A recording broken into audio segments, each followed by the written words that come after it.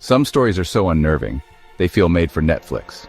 A mysterious letter, a beautiful home, a family on the edge of paranoia. You've probably heard of The Watcher, whether from news headlines or the fictionalized Netflix series. But the real story? It's stranger, more disturbing. And unlike the series, it has no ending. This isn't just about one house. It's about fear that seeps through walls. A mystery that mocked police, haunted a family, and cracked open a town that didn't want the attention. This is the real story behind The Watcher. And it's worse than you think. In June of 2014, Derek and Maria Broaddus bought what they thought was their forever home. 657 Boulevard, Westfield, New Jersey. A 6-bedroom colonial worth $1.3 million in a town ranked among the safest in America. It was beautiful. Tree-lined streets, friendly neighbors, good schools. It was perfect until the letters came. Just days after closing the deal, Derek was at the house doing some renovations. Checking the mailbox, he found a white envelope addressed simply to the new owner. Inside was a typed letter that started politely. "Dearest new neighbor at 657 Boulevard, allow me to welcome you to the neighborhood." But the tone quickly shifted.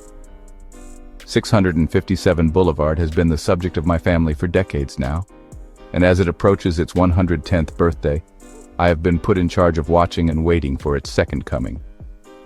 The writer claimed to have been watching the house for generations. He referenced the Broaddus family by name. He knew they had children. He seemed to know what rooms they were in. The letter ended with a chilling line. "Who has the bedrooms facing the street? I'll know as soon as you move in." Derek ran through the house, turning off lights, calling the police. The dream home was already becoming a nightmare. The first letter was unsettling. The second was terrifying.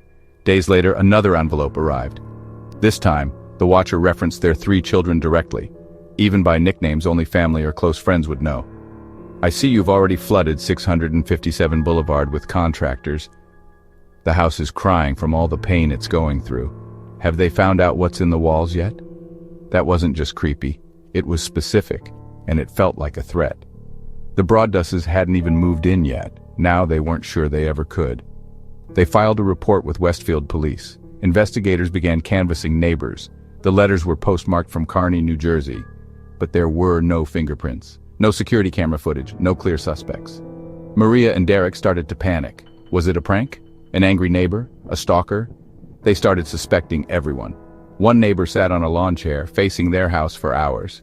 Another had grown up on the block and spoke obsessively about the house. Then came the third letter.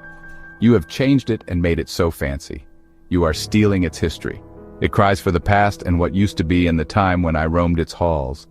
The house is waiting for its young blood. It needs you to fill the house with young blood again. I am the Watcher, and I am in charge." The mystery deepened. Investigators brought in a handwriting analyst. They tested DNA from one of the envelopes. Surprisingly, it came back as female, narrowing the suspect pool. But they couldn't match it. Theories swirled. Was it a disgruntled neighbor angry that the Broadduses outbid them for the house? A former resident jealous that their home had been sold? A mentally ill local obsessed with 657 Boulevard? One theory pointed to the Langford family, who lived just next door. The matriarch, Peggy, had passed away recently, and her adult children still lived there. One of them, Michael Langford, had odd behavior and a criminal history. He denied everything. Police interviewed him multiple times, but without evidence, they couldn't do anything. Another suspect, a man who had previously sent threatening emails to another local family. He also denied involvement. Months passed. No arrests, no answers. But the letters kept coming. Each one referenced details about the family, their schedule, their kids. They hired private investigators, a forensic linguist, even a former FBI profiler. No one could identify the Watcher. The Broaddus family was trapped, legally, financially, and psychologically. Unable to move in, and unable to sell, the Broadduses were stuck paying the mortgage on a home they feared. They installed cameras, stopped letting their kids play outside, stopped sleeping through the night. Maria began seeing a therapist. Derek took sleeping pills. When they asked the town zoning board for permission to tear down the house and split the lot into 2, hoping to recoup their investment. The board rejected them. Local residents turned on the Broaddusses. Rumors spread that they made the whole thing up. Some said it was a hoax, a scam, an insurance fraud. But why? They had never moved in.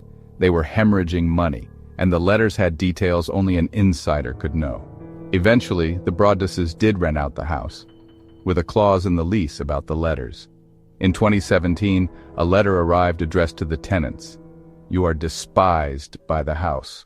The watcher won't forget." By now, this was no longer just a creepy mystery. It was psychological warfare.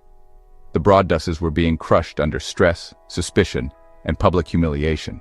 But what made it worse, what truly broke them, was the doubt.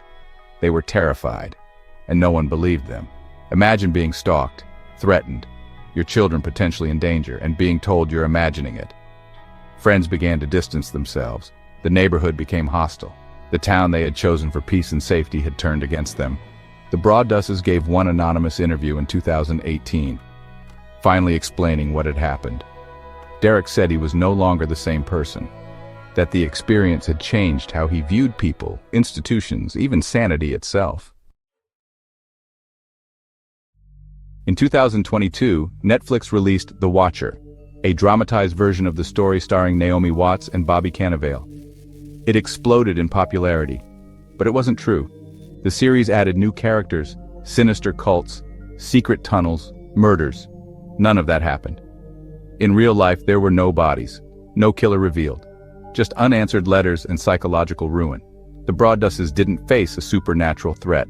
They faced something far more terrifying, a person with enough obsession, time, and malice to destroy someone's peace without ever laying a hand on them. In 2019, 5 years after the nightmare began, the Broaddusses finally sold 657 Boulevard for a $400,000 loss. The new owners have reported no letters. Derek and Maria Broaddus now live in a different part of town. They've stayed largely silent, but the trauma lingers. They still jump when mail arrives. They still second-guess knocks at the door. As for the Watcher, no one knows.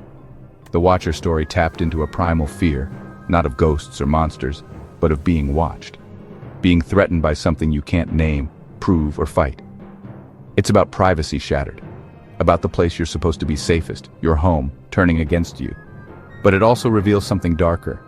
How quickly fear turns into suspicion. How neighbors become enemies. How the internet fuels rumors and doubt. Derek once said, "We lost everything. And when we asked for help, people laughed. It's not just a mystery, it's a tragedy."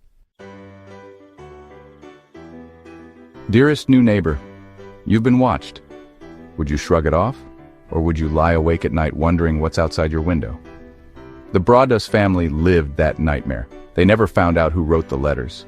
They never found peace, only silence. And silence, as it turns out, is the most terrifying sound of all. Thank you for watching. If this story disturbed you, subscribe for more deep true crime documentaries.